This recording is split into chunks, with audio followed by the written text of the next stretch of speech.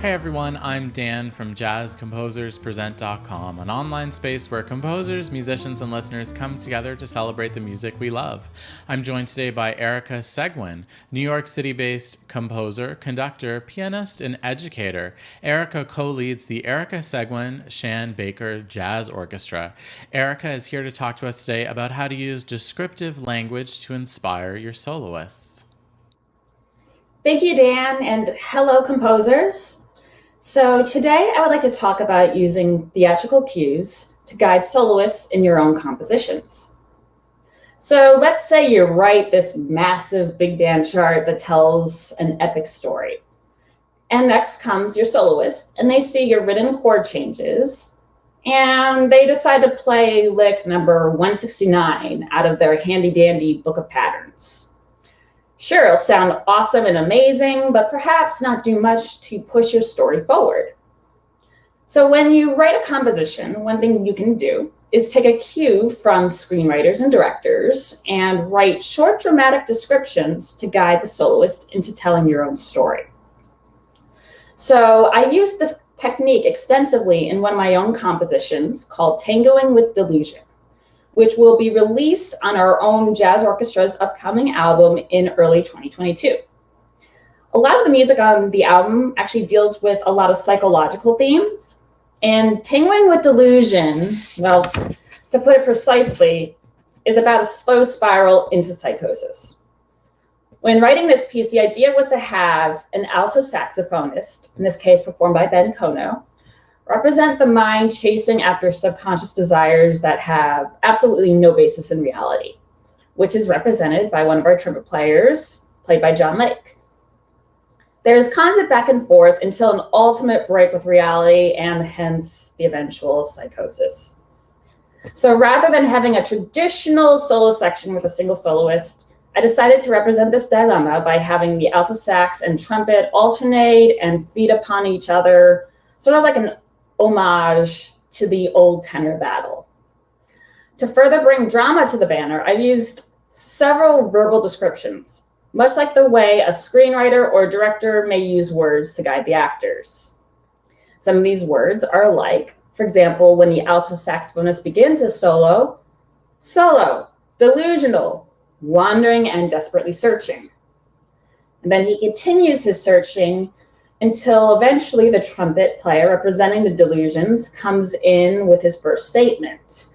And because these delusions are very tempting and sweet at first, I wrote the word tenderly to describe how he should approach his initial solo, which is then chased by the alto saxophonist, obsessive but controlled, not totally a full break yet, which then is responded with the trumpet, tenderly again, but it's starting to get a little more sinister now, so I want him to start mocking the alto saxophonist a little bit, and then eventually get a little bit more swooning to kind of a little bit more of that romantic blur, which is then chased by the alto saxophonist, obsessive, really obsessive about finding the trumpet player and chasing after, which then the trumpet begins to get even more sinister, as if these delusions, we realize, are not totally benevolent, which then drives more confusion and anger in the alto sax, which then makes the trumpet more insistent,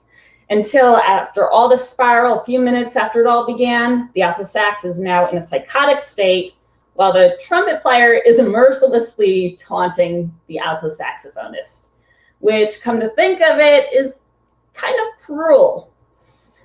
But in a desperate last attempt, the alto sax then is passionately chasing the trumpet player, and to do so, I have this written trumpet line. The alto saxophone is chasing after it as the band speeds up into a waltz, until after all of that, the saxophonist finally just gives up.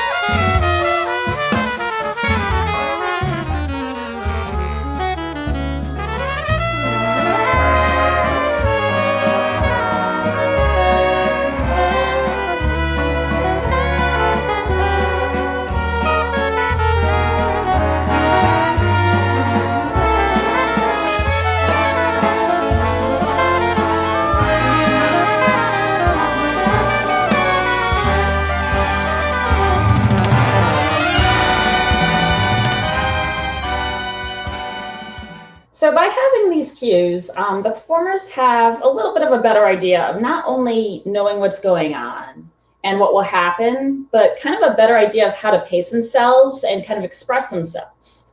So when you're writing your own compositions, you can kind of take a cue from the directors and write verbal cues to kind of help guide your soloists into telling your own story in your music. Thanks for watching today's mini lesson. Be sure to like, share, and subscribe. Drop any questions, comments, or suggestions for future videos in the comment section down below. To watch our full-length events and participate in live Q&As with our presenting artists, head over to jazzcomposerspresent.com. Thanks, and we'll see you next time.